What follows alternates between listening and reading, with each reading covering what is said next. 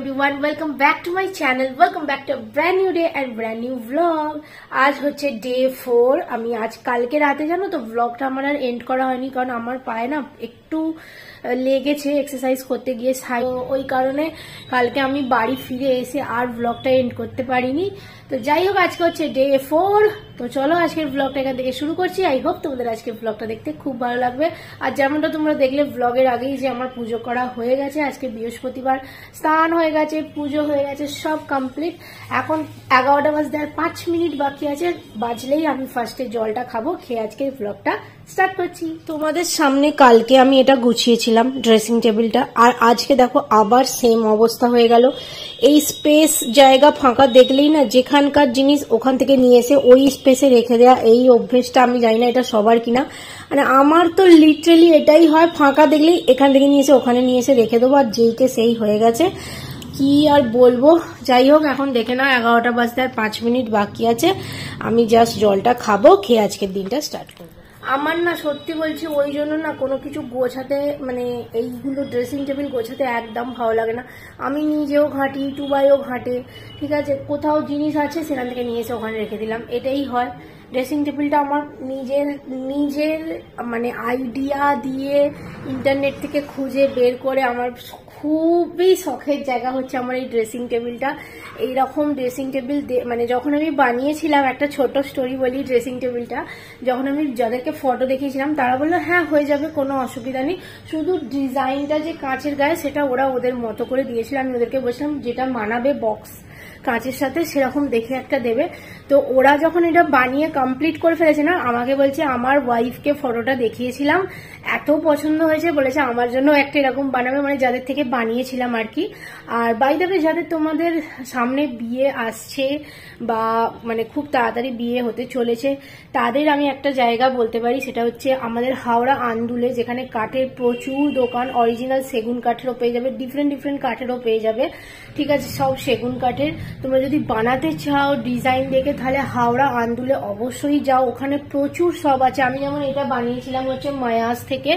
তোমরা যদি চাও তাহলে আমি এর কন্ট্যাক্ট ডিটেলসটাও তোমাদেরকে ডেসক্রিপশন বক্সে শেয়ার করতে পারবো নেক্সট ব্লগে। যদি তোমরা চাও কমেন্ট করে জানাও। রিজনেবল প্রাইসের মধ্যে ইনস্টলমেন্ট, তারপর হচ্ছে ইএমআই ফেসিলিটি সবকিছু অ্যাভেলেবেল আছে। বাজাজ ফিনসার্ভের ইএমআইও ওখান থেকে তোমরা পেয়ে যেতে পারো। ডিফারেন্ট প্রসেস রয়েছে, তোমরা গিয়ে কথা বলে নিতে পারো। যদি তোমাদের ইন্টারেস্টেড থাকো তাহলে আমাকে বলবে, আমি ডেসক্রিপশন বক্সে পরের দিনে নেক্সট ব্লগে দেবো। যদি তোমরা কমেন্ট করে জানাও তবেই আমি দেবো, না হলে আমি দেবো না, কারণ এটা কোনো স্পন্সর ভিডিও নয়, তো আমি ফুকোটে কাউকে স্পন্সর করতে চাই না। তো যাই হোক, এখন জলটা খাই, খেয়ে ব্লগটা কন্টিনিউ করছি।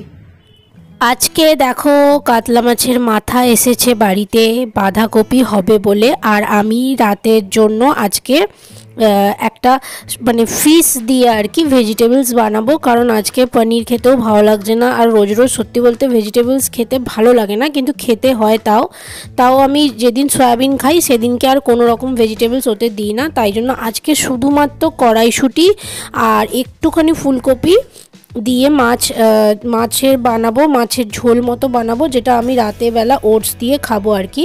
আর আজকে কাতলা মাছের মাথা দিয়ে বাঁধাকপি হবে, সেটা আমিই করব, তাই জন্য মাছগুলো আগে সব প্রিপারেশন করে রেখে দিচ্ছি। নুন, হলুদ, একটু তেল মাখিয়ে, তেলটা কেন মাখাই, একদিন তোমাদের মধ্যে কেউ জিজ্ঞেস করছিলে যে মাছের তেলটা কেন দিচ্ছি, সেটা হচ্ছে যাতে, মানে এটা আমি ইউটিউবেও দেখেছি আর কি, যাতে তেলটা গায়ে না ছিটকায় মাছ দেওয়ার সাথে সাথে, ওই জন্য অল্প একটু তেল দিয়ে দিলে মানে হেল্প হয়।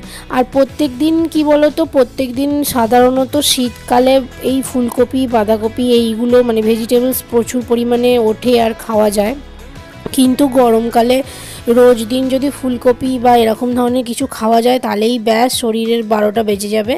তো গরমকালের জন্য গরমকালে সবজি আলাদা আলাদা করা দরকার আর কি, আমি মনে করি। জানি না তোমাদের কি ধারণা।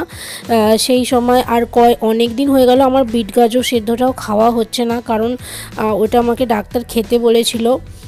বাই দ্য ওয়ে তোমাদের সাথে তো আমি শেয়ারই করিনি যে আমার মাঝে খুব শরীর খারাপ হয়েছিল, কী হয়েছিল কি না হয়েছিল সেটা আমি এখন বলতে চাই না, কারণ শরীর খারাপের নাম শুনলেই যদি আবার এর মধ্যে আমার শরীর খারাপ হয়ে যায় তাহলেই আবার ব্যাস সব বন্ধ হয়ে যাবে। তো তাই আমি আর চাই না। আর আজকে বাঁধাকপিটা আমিই করছিলাম, যেরকম হয় আর কি নর্মালি সেরকমই। আর তারপরে মাছের মাথাটা পুরো ভেঙে দিয়েছিল মামুনি, মানে বাঁধাকপিটা সিদ্ধ করে তারপর আলু কড়াইশুঁটি ভেজে সিদ্ধ করে সব রেখে দিয়েছিল, আমি জাস্ট ওই মাছের মাথাটা দিয়ে রান্না করেছিলাম, এরকম কথা। আর এই যে দেখতে পাচ্ছ বাঁধাকপিটা এখন দিয়ে দিলাম।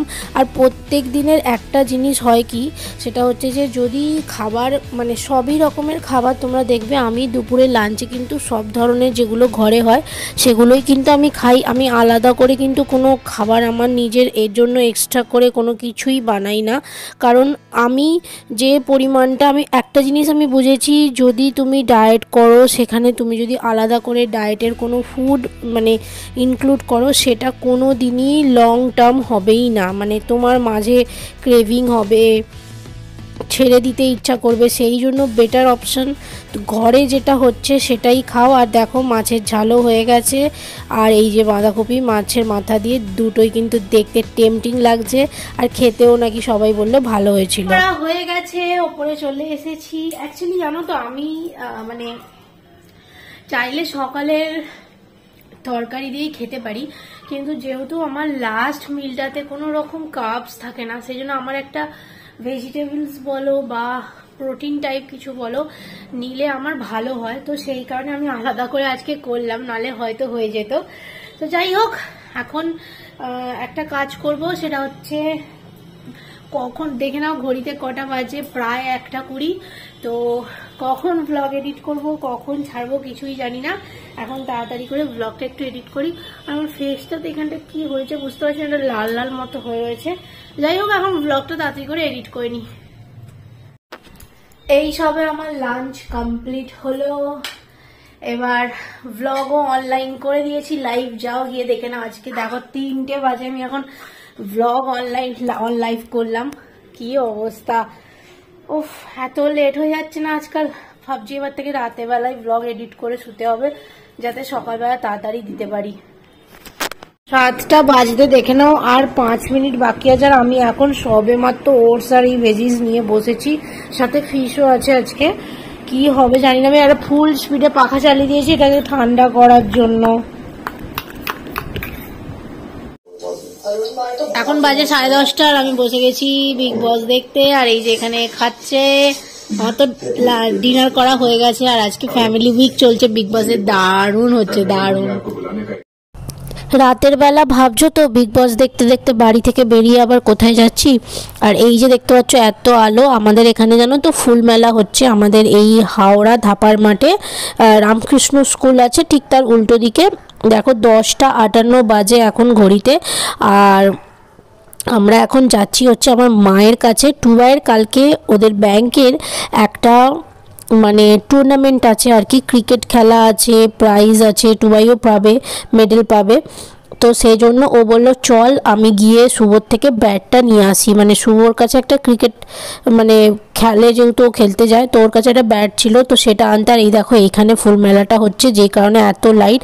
আর রাতের বেলা তখন 10টা প্রায় 11টা বাজতে যায় এরকম সময় বেরিয়েছিলাম, পুরো ঠান্ডা। আর তারপরে রাস্তা পুরো ফাঁকা, আর কুকুরগুলো শুধু মানে এপাশ ওপাশ থেকে আসছে, এসে খালি একবার করে শুকে আর চলে যাচ্ছে। লিটারালি ভয়ও লাগে রাতের বেলা যদি ওরকমভাবে মানে আসে চারপাশ থেকে, তো একটু ভয় লাগেই স্বাভাবিকভাবে। তো আমি তো হেলমেট পরে মাথায় টোল বেঁধে একবারে বেরিয়ে পড়েছি, যেন মনে হচ্ছে কোথায় না কোথায় ঘুরতে যাচ্ছি। তখন প্রায় 10 মিনিট লেগেছিলো, 11টা 5-10 মতো মায়ের কাছে চলে গিয়েছিলাম, তারপর ফিরেও এসেছিলাম 11:20। এই সবে বাড়িতে এলাম। এবার গিয়েছিলাম হচ্ছে কালকে টুবাইয়ের অফিসে, মানে ওদের ব্যাংকের একটা মানে প্রাইজ সেরিমনি আছে, প্লাস একটা টুর্নামেন্ট আছে, যে কারণে ওর ক্রিকেট খেলা আছে আর কি ওদের ব্রাঞ্চের। তো সেই কারণে ভাইয়ের ব্যাটটা আনতে গিয়েছিলাম ওখানে, বাড়ির থেকে গেলাম 20 মিনিটের মধ্যে চলে এলো, মানে 10 মিনিট যেতে 10 মিনিট আসতে। তো যাই হোক, আজকে ব্লগটা এখানেই এন্ড করছি। আশা করি তোমাদের ব্লগটা দেখতে ভালো লেগেছে। ভালো লাগলে লাইক শেয়ার সাবস্ক্রাইব করতে ভুলবেন না চ্যানেলটাকে। Tata, by.